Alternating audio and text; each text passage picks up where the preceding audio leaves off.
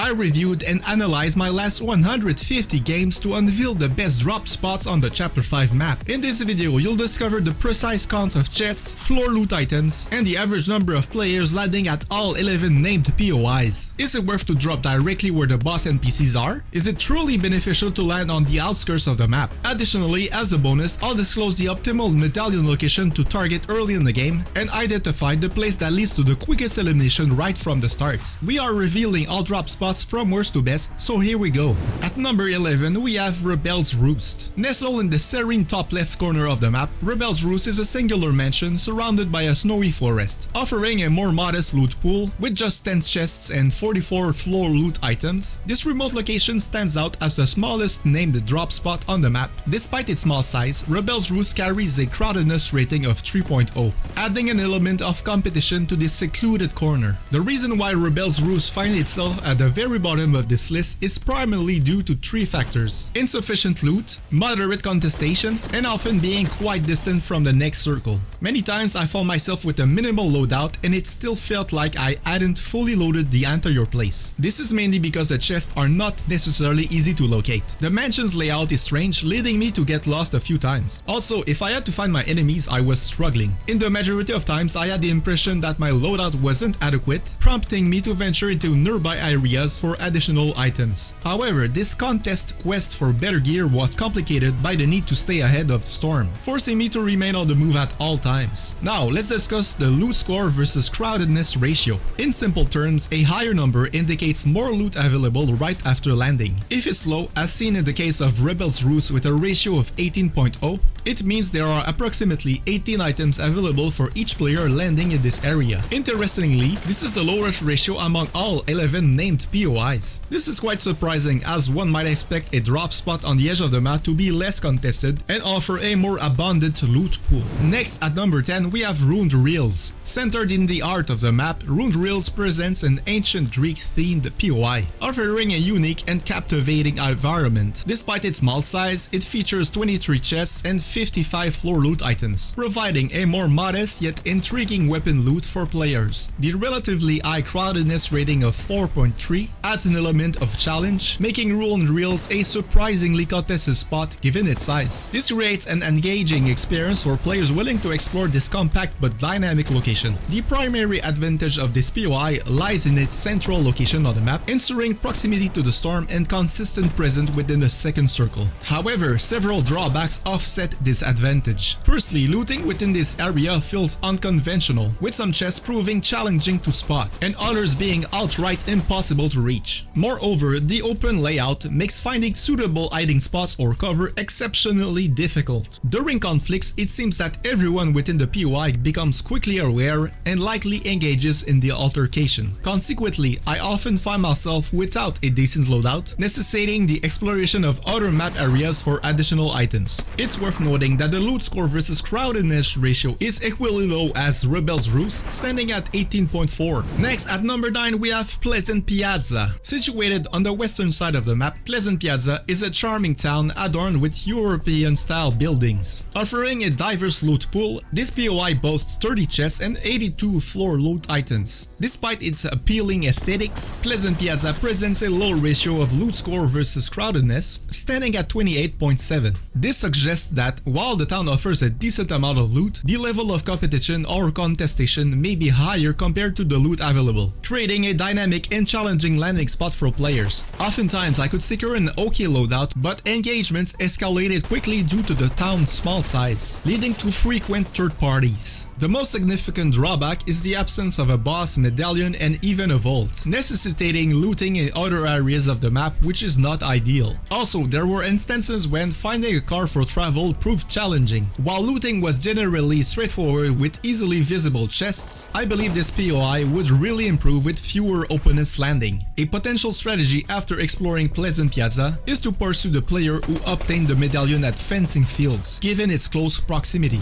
Now, at number 8, we have Classic Quartz. Located in the majestic northeast side of the map, Classic Quartz is a visually striking POI. With 30 chests and 75 floor loot items, it offers a slightly below average but nonetheless respectable quantity of items for players. The low crowdedness rating of 2.5 indicates that Classic Quartz is not highly contested, providing a more relaxed environment for those who prefer a quieter start to their game. Looting in Classic Quartz is a good experience, especially when landing on the tennis courts where chests are highly visible. This allows for quick gearing up, making you combat ready. It's advantageous for engaging with late droppers and being prepared if someone decides to push you. However, the drawback lies in the quick looting of the entire place, potentially resulting in games where you end up with a less than ideal loadout. Fortunately, having a parking lot ensures almost guaranteed access to a car for a quick exit. Since the next zone usually lies outside of this POI, you'll need to select another location for continued looting. In summary, Classic Quartz proves to be an excellent drop spot for endgame grinders, but may not be as suitable for aggressive players, who might find better prospects at the next POI on the list. Here comes Reckless Railways at number 7. Located in the middle east section of the map, Reckless Railways stands as a bustling train station, boasting 41 chests and 146 flow loot items. It offers ample items for everyone. Within this POI, players will face Valeria, an elusive guardian armed with the coveted Hyper SMG mythic gun. The very high crowdedness rating of 6.9 accentuates the fierce competition, making Reckless Railways an ideal drop spot for those craving aggressive and contested gameplay. This drop spot marks the beginning of the list featuring a medallion. However, its appeal falls short when compared to the other 4 medallion drop spots, primarily due to its high level of crowding. More often than not, you'll find yourself landing alongside numerous players, all vying for the same medallion. It's quite common to loot a few areas only to be swiftly drawn into fights, necessitating a defensive stance. Although hiding spots are scarce, a great advantage is that the location is roughly central on the map, allowing you ample time to fully loot the area. Despite this, the odds of emerging alive and being the last one standing in Reckless Railways are actually the lowest compared to the alternatives. To put it simply, if your goal is to reach the endgame, there is absolutely no compelling reason to choose this location as your initial landing spot. If you find this video really useful so far, make sure you click on the like. Also, if you are interested in zero build and Battle Royale tips, make sure you click on the subscribe button. Snoody Steps is coming in at number 6. Located in the southwest corner of the map, Snoody Steps stands as a formidable location boasting an impressive loot pool. With a total of 60 chests and 144 floor loot, this area provides a wealth of items for those who dare to explore it. The layout of Snoody Steps is characterized by its dense and virtual structure, with houses perched alongside the cliff, creating a distinctive and challenging environment. Notably, it is the home of Peter Griffin, who guards this territory wielding the mythic hammer pump shotgun. Overall, the looting experience in Snoody Steps felt relatively straightforward, although there was a constant awareness that someone might be positioned either above or below. Nevertheless, if the need arises to find concealment after being pursued, there are plenty of hiding spots available. It's worth noting that Snoody Steps stands out as the most chaotic POI, particularly with action unfolding rapidly within Peter Griffin's mansion. The main issue lies in the occasionally distant placement of the next circles, and also cars for rotation aren't always available. On a positive note, the consistency in obtaining strong loadouts was very common. Even when acquiring the mythic pump, it didn't necessarily feel overpowered, and there's a belief that other mythic weapons might offer superior performance. Lavish Lair sits at number 5. On the north side of the map, you'll stumble upon the opulent Lavish Lair. This POI is home to 25 chests and a generous 132 floor loot items. What sets Lavish Lair apart is the boss, Oscar, who guards this territory with the coveted Frenzy mythic auto shotgun. This makes Lavish Lair a highly sought after drop spot for players eager to secure powerful weapons. With a crowdedness rating of 5.3, this location is fiercely contested, providing a challenging yet rewarding experience for those willing to engage in intense early game battles. The overall layout of this drop spot is straightforward, offering numerous entry and exit points if needed. Its strategic location on the map ensures that dealing with the second circle is generally not a major concern. What sets Lavish Lair slightly ahead of Snoody Steps is the OP mythic gun it holds. In fact, it stands out as the best shotgun currently available in the game. Locating Oscar's position and the vault is relatively simple, allowing players to time themselves effectively before engaging in battles. You'll always find a few cars at the entrance, making the exit super easy. Once again, Lavish Lair proves to be a high-risk, high-reward drop spot,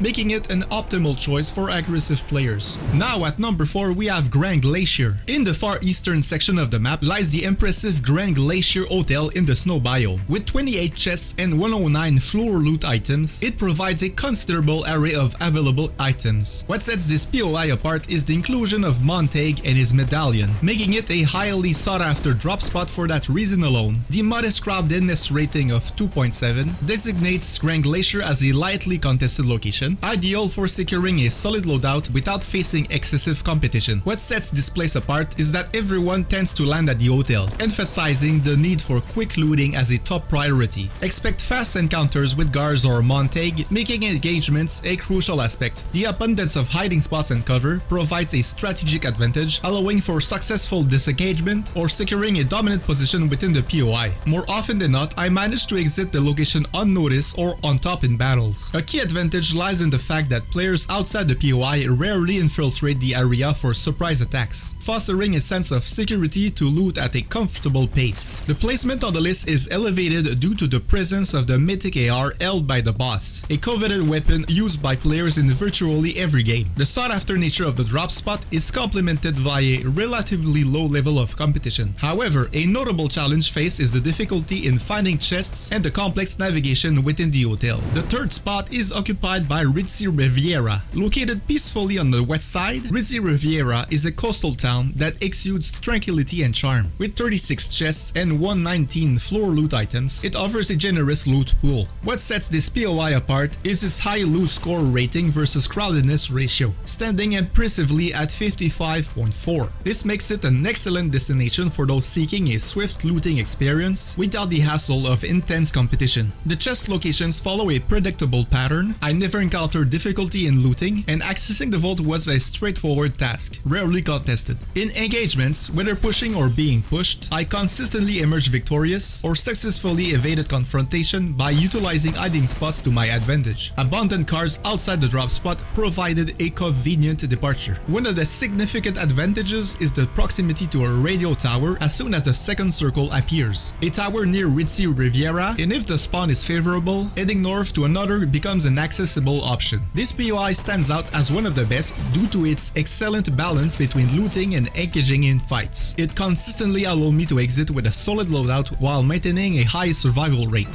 Fencing Fields sits at number 2. In the middle south part of the map, Fencing Fields stands proudly as a POI with a significant reputation. Boasting the largest loot pool among all named POIs, it features an impressive total of 63 chests and 154 floor loot items. The layout of Fencing Fields offers a diverse and sprawling environment, providing ample opportunities for players to gear up quickly. This location is home to Nisha, a guardian who protects a coveted medallion and the powerful mythic striker AR. What stood out significantly with Fencing Fields is that in public games, I consistently emerge alive with both the medallion and the mythic gun, creating a satisfying outcome. However, in ranked games, the scenario was quite the opposite. The competition presented a tougher challenge, where I often had the upper hand but face opponents who successfully seize my medallion and AR right after. Undoubtedly, Fencing Fields is another high-risk, high-reward POI, making it the optimal named drop spot for aggressive players. With a loot score versus crowdedness ratio of 34.4, immediate contention upon landing is a given,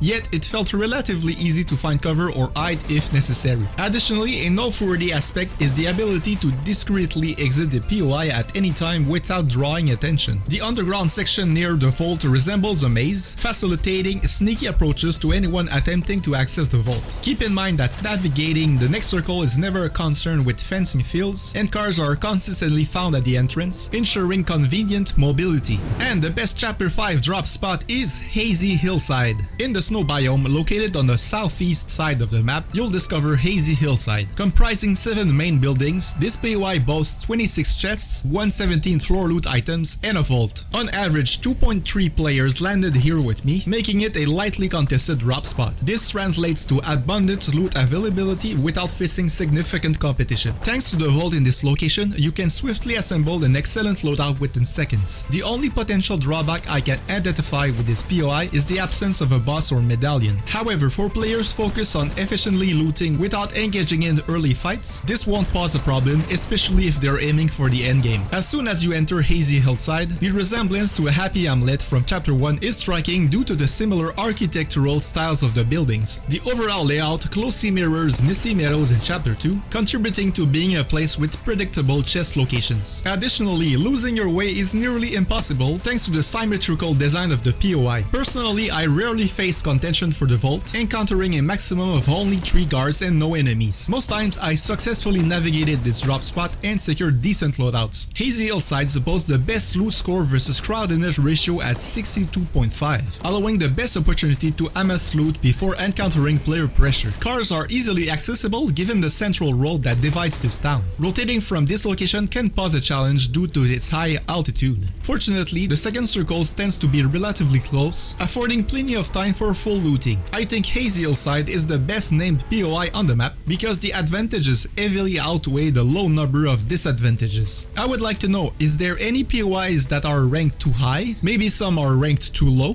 Finally, I would like to know, what is your main drop spot in all of these locations? Please make sure you click on this video from my channel you can see on screen, and see you over there.